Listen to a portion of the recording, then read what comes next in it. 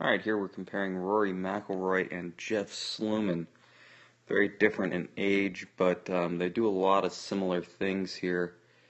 So we're going to go ahead and look at the similarities between their golf swings, despite the difference in age here. So if we look at Jeff Sluman, take him all the way back to the top, you can see the line I drew on him at address.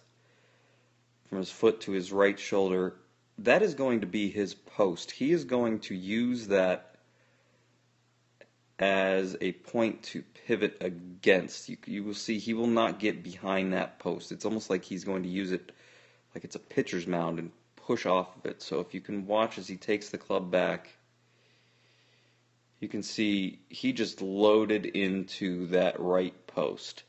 Now if we watch Rory Mcllroy here, you're going to see a very similar move.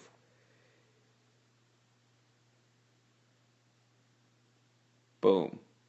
Rory's got a little bit more wrist hinge right here, a little bit more angle in the golf club. Jeff Sluman, just not quite as sharp angles, not quite as much flex in the knees. He's kind of standing a little bit more vertical, but the important thing here is the way that they're loading into their right side. So they are keeping their right hip more or less on that line that it started on at address, and they are rotating and pushing the club away from their bodies with their hands way out in front of their chests. Now if you watch, you're going to be able to see the difference in age here. Rory is far more active with his lower body than Jeff Sluman, so we're going to watch Jeff Sluman take it into the downswing here.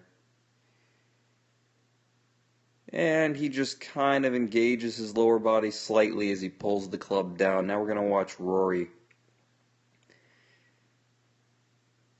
You can see him really start to squat into his legs right here. And he is loaded. They're both in the same position here. Rory has got much deeper angles into his body. You can see he's just squatted down more. His legs are squatting, and he's really getting the power from his legs here.